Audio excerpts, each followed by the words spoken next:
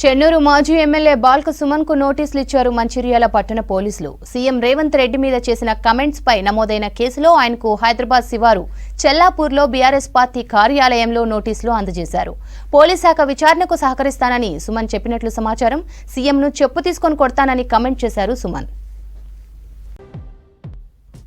చెన్నూరు మాజీ ఎమ్మెల్యే బాల్క సుమన్ కు నోటీసులు ఇచ్చారు మంచిర్యాల పట్టణ పోలీసులు. సీఎం రేవంత్ రెడ్డి మీద చేసిన కమెంట్స్ పై నమోదైన కేసులో ఆయనకు హైదరాబాద్ శివారు చెల్లాపూర్లో బీఆర్ఎస్ పార్టీ కార్యాలయంలో నోటీసులు అందజేశారు. పోలీస్ శాఖ విచారణకు సహకరిస్తానని సుమన్ చెప్పినట్టు సమాచారం. సీఎంను చెప్పు తీసుకొని కొడతానని కమెంట్ చేశారు సుమన్. చెన్నూరు మాజీ ఎమ్మెల్యే బాల్క సుమన్ కు నోటీసులు ఇచ్చారు మంచిర్యాల పట్టణ పోలీసులు. సీఎం రేవంత్ రెడ్డి మీద చేసిన కమెంట్స్ పై నమోదైన కేసులో ఆయనకు హైదరాబాద్ శివారు చెల్లాపూర్లో బీఆర్ఎస్ పార్టీ కార్యాలయంలో నోటీసులు అందజేశారు.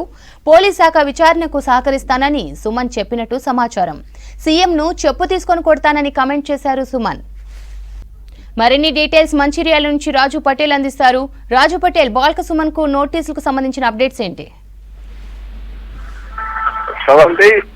సీఎం రేవంత్ రెడ్డిని చెప్పుతో చూపిస్తూ చెప్పుతో కొడతా అనడంతో పాటు పలు రకాలుగా దుర్భాషలాడినటువంటి తిట్టినటువంటి చెన్నూరు మాజీ ఎమ్మెల్యే బాల్క సుమన్ పై మంచిర్యాల టౌన్ లో కేసు నమోదైంది. కేసు నమోదైన తర్వాత చేయాల్సినటువంటి ప్రొసీజర్స్ ప్రకారము పోలీస్ శాఖ ఈ రోజు హైదరాబాద్ శివార్లోని చెల్లాపూర్లో పార్టీ కార్యాలయంలో మాజీ ఎమ్మెల్యే బాల్క సుమన్ కు మంచిర్యాల టౌన్ పోలీసులు 41 సిఆర్పిసి నోటీస్ అందజేశారు.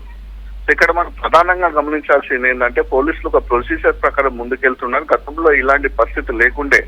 గత ప్రభుత్వంలో ఉన్నటువంటి మంత్రులు కానీ ఎమ్మెల్యేలు కానీ ఆ తిట్టినా ఏమైనా ఎట్లాంటి వాగ్మూలం చేసినా ఏమైనా ఇష్యూ చేసినా సరే నోటీసులు ఇవ్వకుండా పోలీస్ శాఖ డైరెక్ట్ ఇంట్లోకి వెళ్ళడము, వాళ్ళు ఎక్కడుంటే అక్కడ తీసుకొచ్చి పోలీస్ స్టేషన్ లో తీసుకురావడము, వాళ్ళని బెదిరియడము, అరెస్ట్ చేయడం లాంటి ఘటనలు మనం చాలా చూసాం. కానీ పోలీస్ శాఖ చట్ట ప్రకారం న్యాయ ప్రకారం ప్రొసీజర్ ప్రకారం వెళ్తుంది. ఇన్ఫార్మ్ చేసినటువంటి బాల్క సుమన్ అందుబాటులో ఉందని చెప్పడంతో మంచిర్యాల టౌన్ పోలీసులు హైదరాబాద్ శివార్లో నుంచి చెల్లాపూర్కి వెళ్లారు. అక్కడ బాల్క సుమన్ కు 41 సిఆర్పిసి ఇవ్వడంతో పాటు ఎందుకోసం కేసు నమోదు చేశారు, ఏ సెక్షన్ల కింద కేసు నమోదు చేశామని కూడా కంప్లీట్ ఇన్ఫర్మేషన్ కూడా బాల్క సుమన్ వాళ్ళు తెలియడం జరిగింది. సో నోటీస్ కూడా సుమన్ తీసుకున్నాడు. నోటీస్ పైన కూడా సంతకం పెట్టుకున్నాడు. ఆ రిటర్న్ కాపీ కూడా మన పోలీసులు తీసుకొచ్చారు. ఫర్దర్ గా ఈ కేసుకు సంబంధించినటువంటిది ఇన్వెస్టిగేషన్ కోసము పోలీస్ స్టేషన్ రావాలి, ఎప్పుడు రావాలంటే అప్పుడు రావాలని కూడా పోలీసులు తెలపడంతో తాను విచారణ సిద్ధంగా ఉన్నానని, మీరు ఇంటిమేషన్ ఇస్తే ఖచ్చితంగా వస్తానని కూడా సుమన్ తెలిపినట్టుగా మనకు సమాచారం ఉంది.